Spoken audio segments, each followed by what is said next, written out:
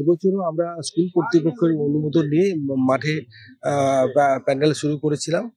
গতকাল মহামান্য আদালত একটি রায় দিয়েছেন। সে রায়টি অত্যন্ত সম্মানজনক এবং মহামান্য আদালতের নির্দেশকে মান্য করে এবারে আমরা পুজো করব। মহামান্য আদালত নির্দেশে আগামী 23শে অক্টোবর পর্যন্ত এই মাঠে সমস্ত কিছু করা যাবে এবং তারপর মাঠকে খেলার মাঠে রূপান্তরিত করে দেওয়ার কথা বলেছেন এবং রাত্রি 10টা পর্যন্ত সাংস্কৃতিক অনুষ্ঠান করা যেতে পারে এবং সোশ্যাল অ্যাক্টিভিটি যেগুলো আছে সেগুলো মোটামুটি থাকবে।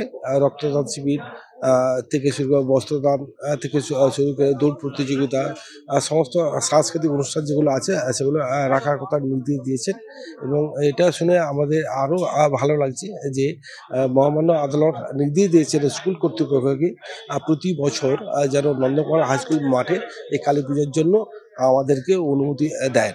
সেই নির্দেশও মহামান্য আদালত দিয়েছেন। আমি অত্যন্ত খুশি এবং নন্দকুমার এলাকাবাসী, ক্রীড়াপ্রেমী এলাকাবাসী জয়, আমার জয় নয়। এখানে ক্রীড়াপ্রেমিক যত আছে আমাকে সহযোগিতা করায় আমি ওদেরকে ধন্যবাদ এবং এই জয়ে নন্দকুমার এলাকাবাসী, ক্রীড়াপ্রেমী এলাকাবাসীর জয়।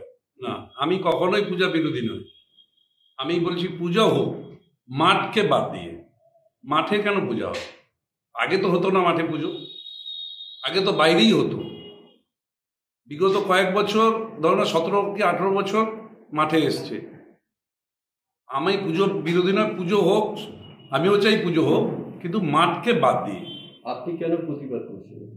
আমি খেলা ভালোবাসি, মাঠকে ভালোবাসি। মাঠের জন্য আজকে দীর্ঘ 40 বছর পড়ে আছি মাঠে। আজকে শুভেন্দু অধিকারীর টাকা, লক্ষণ সেটের টাকা, স্কুলের একটা কন্ট্রিবিউট নেই মাঠের জন্য। যা হয়েছে সরকারের, যে যখন এসছে তাদের কাছে আমরা টাকা নিয়েছি।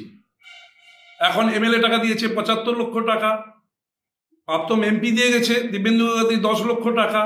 আমার 86 লাখ টাকা 85 লাখ টাকা টেন্ডার হবে এই কালী পুজোর পর। আমরা এখনো শুনছি অভিজিৎ গঙ্গোপাধ্যায় যদি দেয় বিউটিফিকেশন করব, 12 লাখ টাকা চেয়েছি। মাটির জন্য টাকা চেয়েছি, সভাধিপতিকেও টাকা চেয়েছি। একটা মিটিংয়ে আমি ছিলাম, সভাধিপতি আমার মাটির জন্য 12 লাখ টাকা দিতে হবে। মাঠের পরিকাঠামো ঠিক হলে প্লেয়ারটা উঠবে কোথা দিয়ে? সভাপতি মিটিংয়ে আমি বলেছিলাম তো, আগে মাঠের পরিকাঠামোটা ঠিক করুন, তারপরে তো প্লেয়ার, তারপরে তো খেলা। আমাদের ডিস্ট্রিক্টে তো টোটালটাই এখন বন্ধ। ব্লক লিগ নেই, মহকুমার লিগ নেই, জেলা লিগ নেই। আর সর্বোপরি মাঠ যদি না ঠিক থাকে খেলাধুলো করবে কোথায়? আর এই মাঠে তো 6 মাসই চলে পুজো মেলা নিয়ে 6 মাস।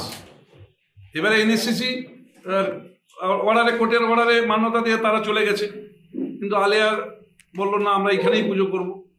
ওরা আমার কাছে গিয়েও ছিল, আমি বললাম দেরি হয়ে গেছে, তোমরা যদি 2 মাস আগে দুটো ক্লাব মিলে করতে, আমি কিন্তু চুপ থাকতাম যে এই বছর শেষ, আমার টেন্ডার হবে, টেন্ডারে মাঠের কাজ হবে, তোমরা করে নিতে পারতো পুজো। কিন্তু অনেক দেরি হয়ে গেছে। তারপর অনেক কিছু কথাও বলছে, কথাও শোনাচ্ছে যে পয়সা নিয়ে বসে গেছে প্রতিকৃতি। আপনি কি আশাবাদী যে এরপরে আপনি রাজনৈতিক প্রোগ্রামগুলোকেও বন্ধ করতে পারবেন? আমি আশাবাদী। আমি এবার বলেওছি কোনো প্রোগ্রাম হবে না, কোনো রাজনৈতিক দলের কেন কোনো প্রোগ্রামই হবে না মাঠে। খেলাধুলো ছাড়া কোনো প্রোগ্রামই হবে না মাঠে।